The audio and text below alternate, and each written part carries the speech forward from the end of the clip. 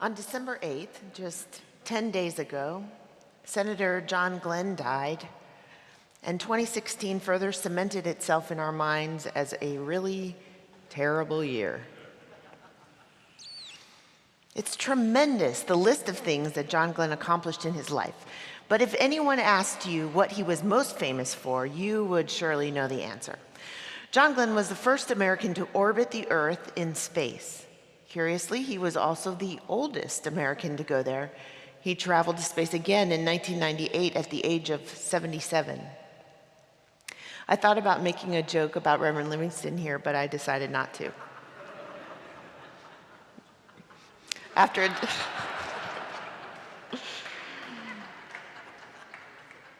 a distinguished career in the Marines during World War II, John Glenn joined the newly formed National Aeronautics and Space Administration in 1958, and he was assigned to work with Project Mercury, America's effort to send people into space. Nobody in America had been in space before, and nobody really knew what would happen to human beings if they actually got there. I mean, the Russians knew, but back then they weren't releasing confidential information. Doctors didn't know if humans would be able to swallow or even breathe in space, even with systems of life support. So before his rocket launch, John Glenn came to grips with the great unknown. Did he have the courage to go somewhere new? I'd guess that John Glenn had to ask himself hard questions like that before he decided to go.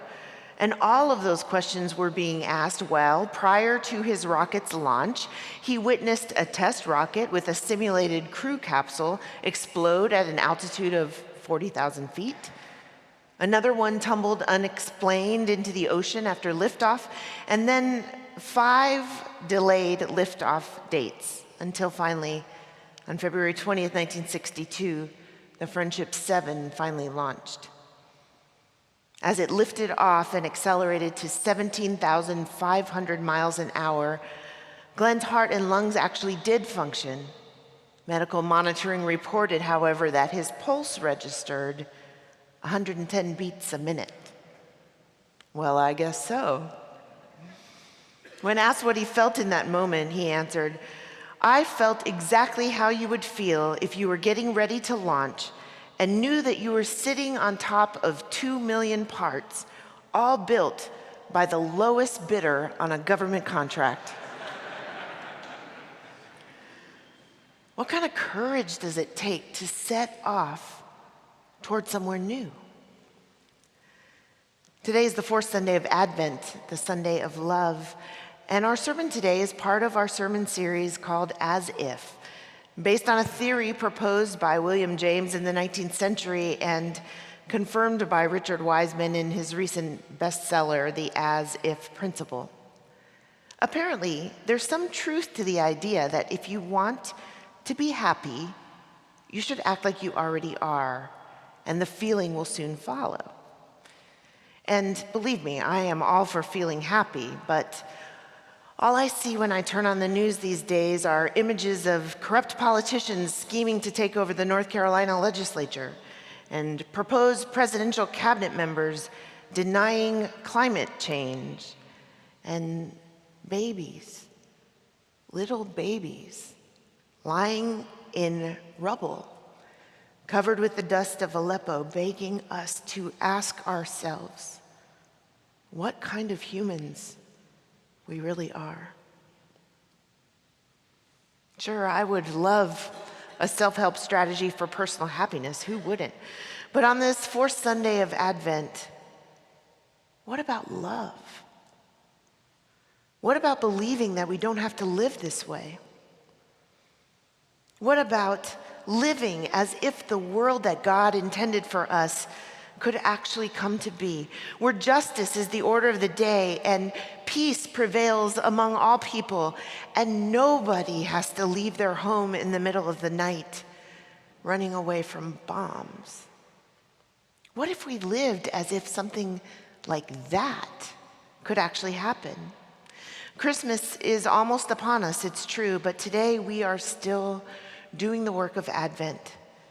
And as we wait in the darkness for the light to come, We're asking ourselves what would happen if we lived as if we were paying attention, as if we believed the prophets, as if we were healed, as if we had the courage to go somewhere new. Offering us reflection this morning is Matthew's account of Jesus' birth, recorded in the first chapter of his gospel, usually framed in our Bibles with the brief subtitle, The Birth of Jesus the Messiah. You will notice that Matthew doesn't embellish his story with all the sweet details like Luke does. You have to wait till Saturday for the angels and the shepherds and the stars. For Matthew, this is a cut and dried piece of reporting. And while it could be argued that we are the last folks who are able to distinguish between what's real news and what isn't, we can surely recognize that Matthew included this account for specific reasons. The first was that it was very important to Matthew to establish Jesus' credentials at the very beginning of the story of Jesus' ministry on earth. In fact, Matthew begins his gospel a little earlier in the chapter with a genealogy showing Jesus' ancestry. But Matthew's story of Jesus' birth is more nuanced than that. He sounds suspiciously similar to our Hebrew text today from the prophet Isaiah, which is part of a longer passage in which the 8th century prophet Isaiah is telling King Ahaz of Judah not to worry about the two kings who have aligned themselves against him. In a few years, he says, they will no longer be a threat to you. Okay, so stick with me here for a bit of detailed biblical scholarship offered to me this week in conversation with a colleague.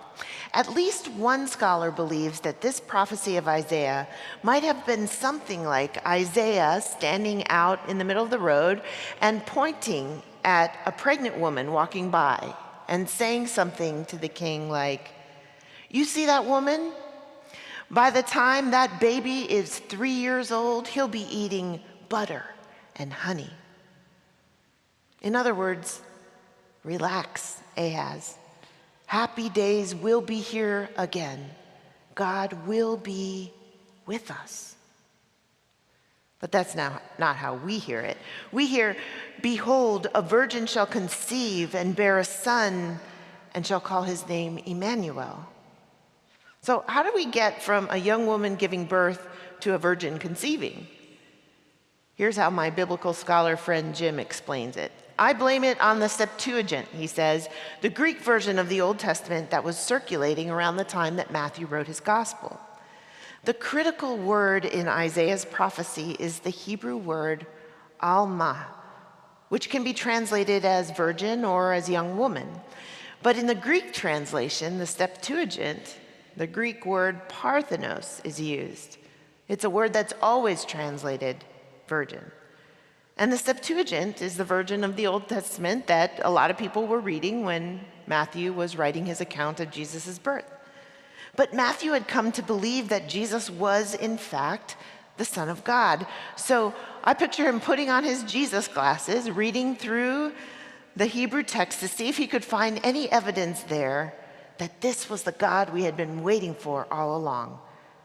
And sure enough, he found lots of evidence. If you read through the whole Gospel of Matthew, you will hear Matthew saying again and again, "Now, this took place to fulfill what was written by the prophet, that the Messiah would come from the line of Abraham, that he would be a descendant of David, that he would be born in Bethlehem."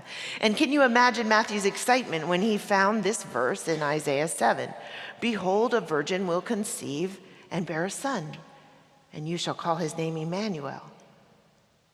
He must have gasped and said, "That's Jesus. That's Jesus."